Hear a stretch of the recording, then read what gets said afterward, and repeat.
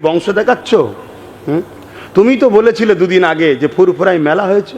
কার সোহবতে পড়লি? জুম্মায় জুম্মায় এক সপ্তাহে এত বড় ডিগবাজি। পাওয়ারে এসেছিস নি, মেলা বলছিস?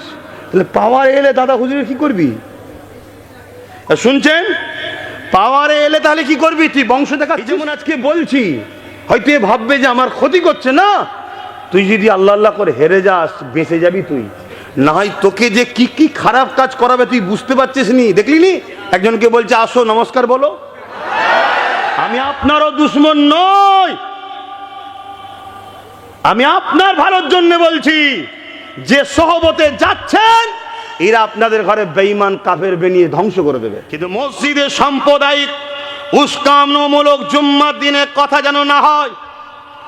এক্স মুখ্যমন্ত্রী, প্রাক্তন মুখ্যমন্ত্রী কয়েকদিন আগে বলেছে না বলেন, এই বিষয়কে নিয়ে ইমামদের মসজিদে আওয়াজ তোলা দরকার।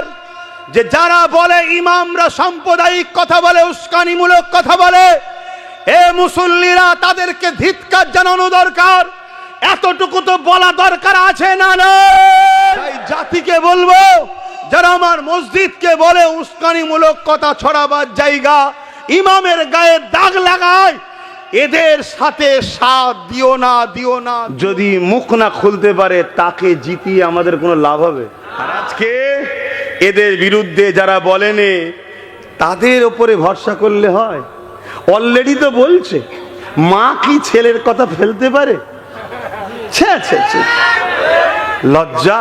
বাঁচাতে যদি চাও, তোমরা একে বাঁচাতে চাও তো, ফিরে আসুক চাও তো, সোজা রাস্তা বলছি, সোজা রাস্তা, একে হারিয়ে দাও। এ যখনই হেরে যাবে একে আর গুরুত্ব দেবে না। শুধুমাত্র এই মুখটাকে দেখিয়ে মুসলিম জাতির কাছে নিয়ে দেখা চাই, দেখো হুজুর আছে গো আমার সাথে, হুজুর আছে গো আমার সাথে। তোরা যদি চিটিংবাজি করে জালিমের পক্ষ নিয়ে আল্লাহর ঘরের দায়িত্ব নিতে পারিস, তাহলে আমি হুজুর রাজনীতির দায়িত্ব নিতে হবে, ঠিক না বেঠে? এখন কোনো ভালো ঘরের ছেলে যদি বলে যে ওসব অন্য কারোর দিকে তাকাওনি, তুমি আমার দিকে তাকাও, কোন বংশ থেকে তুই বংশ দেখাচ্ছ? তুমি তো বলেছিলে দুদিন আগে যে ফুরফুরাই মেলা হয়েছে। তোমার গালে চুনকালি নেই? তোমার গালে চুনকালি লাগে না? হ্যাঁ, তুমি কার পাল্লায় পড়ে এত খারাপ হয়ে গেলে? তুমি তো ভালো ছেলে, তোমার তো বাপ ভালো, মা ভালো, তোমার বংশ ভালো, খানদান ভালো, তোমার রক্তটাও ভালো। তুই কার সোহবতে পড়লি? জুম্মায় জুম্মায় এক সপ্তাহে এত বড় ডিগবাজি। দাদা হুজুরের রক্ত পানি করা, আড়াইশের বাতাসা দিয়ে আদম আলাইহিস সালাম থেকে শুরু করে পৃথিবীর শেষ দিন পর্যন্ত প্রত্যেকটা নরনারী ইমানদারের রুহের মাগফিরাতের জন্য ইসালে সওয়াব। মেলা নয়। তুই তখন পাওয়ারে এসেছিস নি, মেলা বলছিস? তাহলে পাওয়ারে এলে দাদা হুজুরের কি করবি? শুনছেন? পাওয়ারে এলে তাহলে কি করবি? তুই বংশ দেখাচ্ছিস। কথা কি গায়ে লাগছে নাকি? দাদা হুজুর আগে বাপ। এই যেমন আজকে বলছি, হয়তো এ ভাববে যে আমার ক্ষতি করছে। না, তুই যদি আল্লাহ আল্লাহ করে হেরে যাস বেঁচে যাবি তুই। না হয় তোকে যে কি কি খারাপ কাজ করাবে তুই বুঝতে পারছিস নি। দেখলি নি একজনকে বলছে আসো নমস্কার বলো। ও জানে না, ও জানে না, ও তো ঘুমটা দিয়ে মসজিদে ঢুকে সালাম দেয়। তা তুই এখানে কেন বললি? তুই বলতে পারতিস যে আপনি সালাম দেন, কি বলতে পারতিস না? না, ইচ্ছা করে করে বেঈমান করছে। এদের টার্গেট, এদেরকে বলা হয় তাগুদি শক্তি। এদেরকে কি বলা হয়? তাগুদি শক্তি, যারা ক্ষমতার জোরে ইসলাম থেকে মানুষকে সরায়। কথা বুঝে আসছে? দেখলেন না? তারপরে ব্যতিক্রম যেটা হয়েছে ওটা নিয়ে আমি বলবো না, কেন বেচারি পুরো ফেসে গেছে। না, ওই হাত ধরাটাকে আমি সমালোচনা করবো না, না না না না, ওটার সমালোচনা করবো না। ওগুলো বুঝতে হয়, কারো ব্যক্তি রাগ করতে হবে না। এটা হলো ইসলাম বিরোধী কাজ করে ফেলেছে। বলবেন ওটা কি বিরোধী নয়? ডাক্তারখানায় গেলে অনেক লেডিস ডাক্তার আপনার হাত চিকিৎসা করে না, করে না, ওটা ব্যতিক্রম নাচার। বাস ট্রেনে গেলে একে অপরের গায়ে গা ঠেকে যায় না, যায় না, এটা নাচার। তো ও বেচারি একদম ফেসে গেছে। কথা বুঝে আসছে? ওইটা নিয়ে আমি তর্ক করবো না। কিন্তু আপনি তো বলতে পারতেন যে বুকে হাত দিতে পারতেন, হাত লাড়াতে পারতেন, ঠিক না বেঠিক? এটা তো করতে পারতেন। কিন্তু না, আমি আপনারও দুশ্মন নয়। যদি খবর যায়, আমি আপনারও দুশ্মন নই, আমি আপনার ভালোর জন্য বলছি। যে সহবতে যাচ্ছেন এরা আপনাদের ঘরে বেঈমান কাফের বানিয়ে ধ্বংস করে দেবে। এদের থেকে দূরে সরে যান। তা আমিও এর দুশ্মন হিসেবে বলছি না, একে আমি ভালোবাসি, বাঁচাবার জন্য বলছি। এ যদি হেরে যায় একে আর কোনো দাম দেবে না। দেখছেন না, আমার বাড়ির একজন খুব করেছিল, অনেক অবদান আছে না নাই? আসার পিছনে 50% অবদান তার ছিল। হ্যাঁ, তেনার সঙ্গে আমার অনেক মতনৈক্য ছিল আর ছিল, কিন্তু কোনোদিন আমি তেনার বিরুদ্ধে বলেছি একটাকেও দেখাতে পারবে না। না না না না, অত সহজ নয়। আমি জানি ভুল হচ্ছে, কাল সে ভুল বুঝবে, কিন্তু মর্যাদার জায়গায় যদি চটিয়ে ফেলি আর এক জায়গায় হওয়া যাবে না। কথা বুঝে আসছে? তা আজকে দেখুন তেনাকার পুষছে কি, কেন পুষছে না? দেখে নিয়েছে এনার পাশে লোক নাই, তাই একটা নতুন মুখ দরকার, নতুন মুখ নিয়েছে। দেখাচ্ছাই, দেখো, দেখেছো দেখেছো, এই হচ্ছে ব্যাপার। এরা ব্যবহার করছে শুধুমাত্র। তাহলে আমি বলতে চাইছি, মসজিদে ইমাম সাহেব জুম্মার দিন উস্কানোমূলক বক্তব্য দেয়, তো এই কথাটা বলা ঠিক করেছে না অন্যায় করেছে? এর বিষয়ে যদি মুখ না খুলতে পারে তাকে জিতিয়ে আমাদের কোনো লাভ হবে? কথা বলেন। তাহলে আমি দেখছি মৌলী সাহেব, আমি দেখছি হুজুর সাহেব, কিন্তু মসজিদে সাম্প্রদায়িক উস্কানোমূলক জুম্মার দিনে কথা যেন না হয়। এক্স মুখ্যমন্ত্রী, প্রাক্তন মুখ্যমন্ত্রী কয়েকদিন আগে বলেছে না বলেনে, এটা আমার আল্লাহর ঘরের নামে মিথ্যাচার ছড়ালো না? এটা ইমামদের নামে মিথ্যাচার ছড়ালো না?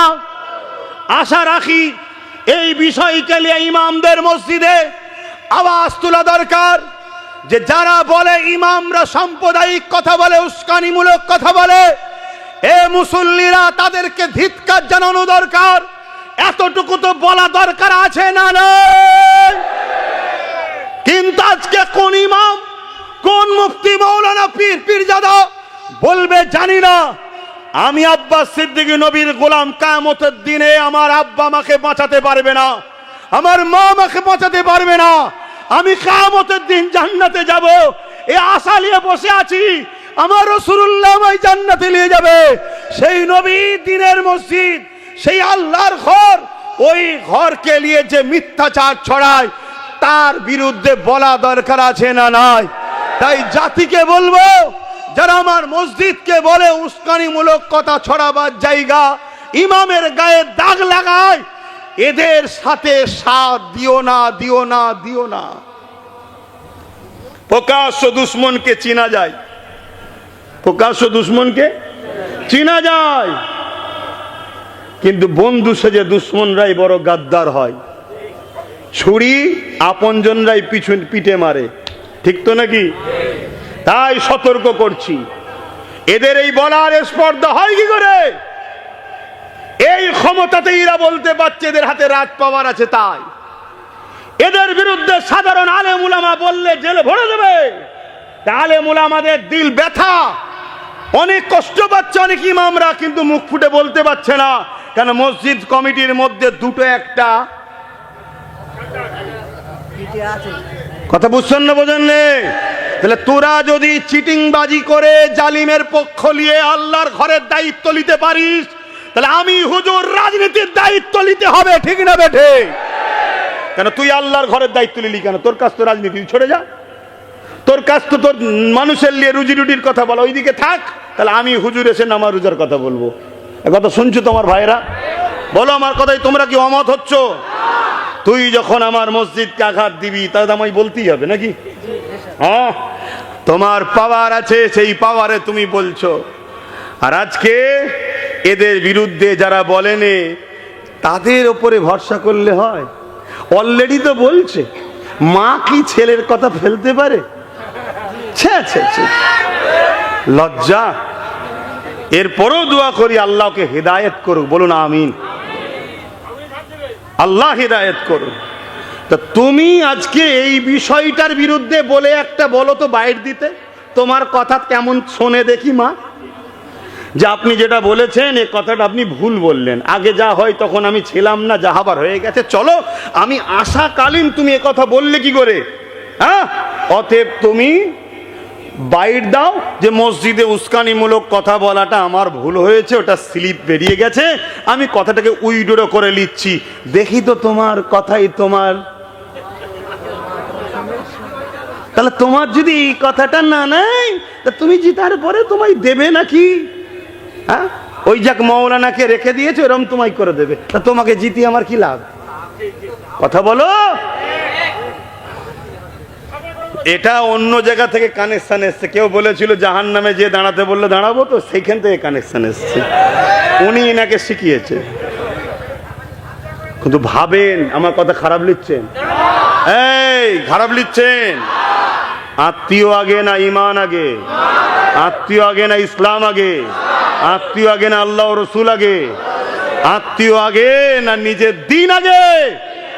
আমি তারপরেও দোয়া করছি আল্লাহকে হেদায়েত করুক।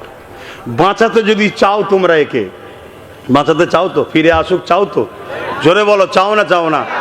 যত ভালো ঘরের ছেলে ভুল করে ফেলেছে, গালিগালাজ করবে না, খারাপ কথা বলবে না, এ ফিরে আসুক, এটা চাও না চাও না? কারা কারা চাও যে ফিরে আসুক? হাত তুলে বলো, চাও তো? সোজা রাস্তা বলছি, সোজা রাস্তা, একে হারিয়ে দাও। দিদি বলো কেন? উত্তরটা লাও, কেন?